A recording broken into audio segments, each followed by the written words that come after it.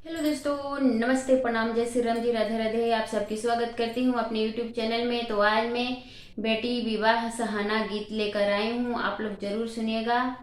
कैसा लगेगा comment box में लिखिएगा। अच्छा लगेगा तो गीत वीडियो को लाइक भी करिएगा और शुरू से लेकर अंत तक सुनिएगा हमारे इस बेटी विवाह सहाना गीत कन्यादान गीत को। चलिए मैं सुनाने जा रही हूँ। कोठवा के ऊपर ऊपर सुतेली कवाना बेटी, कोठवा के ऊपर ऊपर सुतेली कवानी बेटी, सोई रहेली नीरभे दाई लाला, सोई रहेली नीरभे दाई लाला। पैसी जगावेली बेटी के आमा हो, पैसी जगावेली बेटी के आमा हो। उठ बेटी खोल सुंदर आँखाए लाला, उठ बेटी खोल सुंदर आँखाए लाला।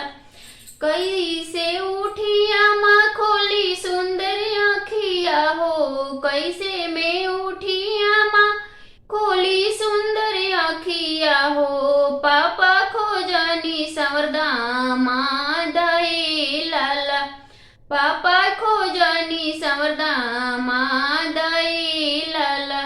सांवर सांवर जन कोरा बेटी हो, सांवर सांवर जन कारा बेटी हो। सांवर हुए श्री राम लाला, सांवर हुए श्री राम लाला। सांवर बारावा में मौरी बाड़ा शोभिला, सांवर दुल्हा में मौरी बाड़ा शोभिला। चंदन शोभिला लीला रई लाला, चंदन शोभिला लीला रई लाला। कोठवा के ऊपर ऊपर